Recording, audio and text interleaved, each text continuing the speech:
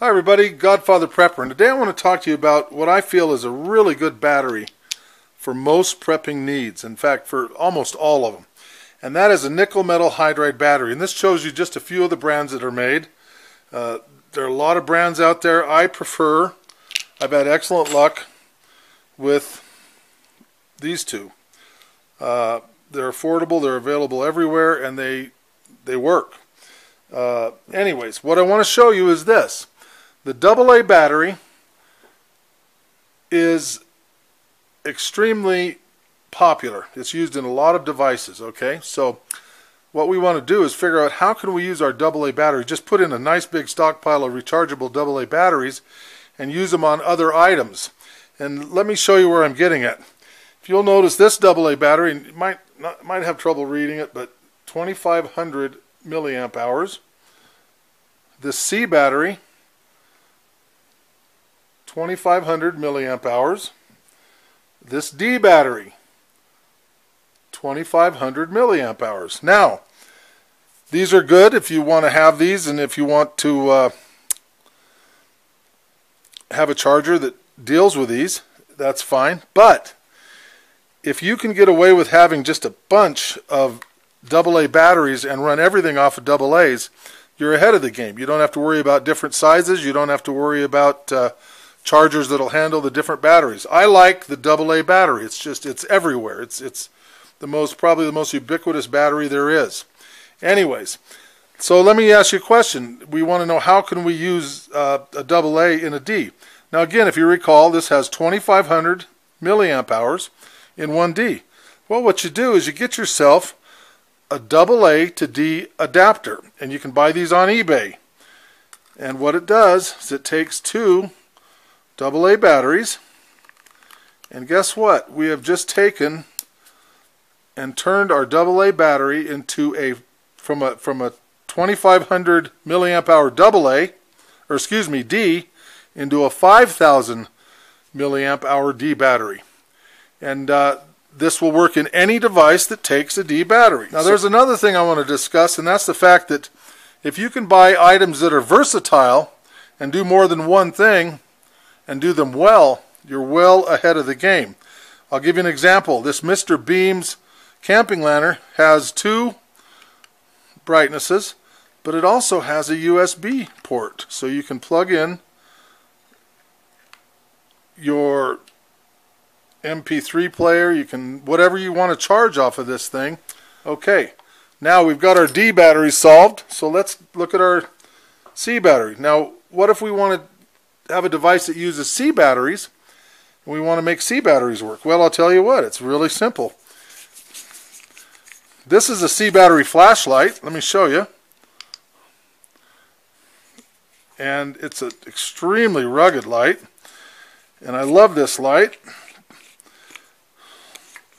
And what I've done is taken a piece of PVC pipe, 1/2 inch, and I've cut it 5 7/8 inches long. And what it does is it mimics a C battery. It's approximately the same size. The flashlight doesn't know the difference. So what you do is you put your pipe in there, drop in your batteries, and screw on the cap. And there you have it. You're using AA batteries in a C flashlight, okay? So they grow more and more versatile with more and more adapters. Now, this is a Coleman 4X LED or 4-time LED performance flashlight. This is, in my opinion, it's a super bright, super rugged, very hefty. Takes 6 AA batteries. Looks to me, if you look at it, you'll think it takes C's or D's, but it takes AA's. So it's already actually perfect for our application. And this thing really belts out the light. This is just a really good, rugged, hefty, super bright lantern, flashlight, which takes AA batteries. Anyway, so the next question is, how do we charge these batteries? Actually, the next question is, what about AA's? Or AAA's, and 9 volts, also available in a nickel metal hydride battery, which is what this is. And when you buy these things, again, put in plenty of them, because you're going to be cycling them in and out of lamps and lanterns and flashlights and electronic devices, because the one thing you need more than anything, other than water and food and shelter, you need light. Light is going to be absolutely critical. It's going to be essential for your psychological well-being. You're going to want to play card games and read and kind of carry on like normal. So during a disaster or a weather disaster, power outage, civil unrest, whatever, you're going to want to have plenty of light.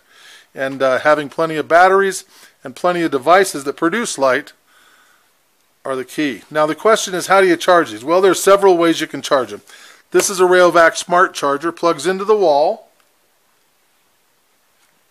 just like this. And if you have electricity, that's absolutely dandy. However, if the power goes out, you need to be able to charge them, and I'll show you that in just a second. Now what I have here is an Energizer charger, and again, this plugs into the wall, but I've also figured out a way to run this off 12 volts DC. So with a jack I made, you can actually power up and charge 8 batteries at a time from your vehicle plug or from a solar panel or other 12 volt output device.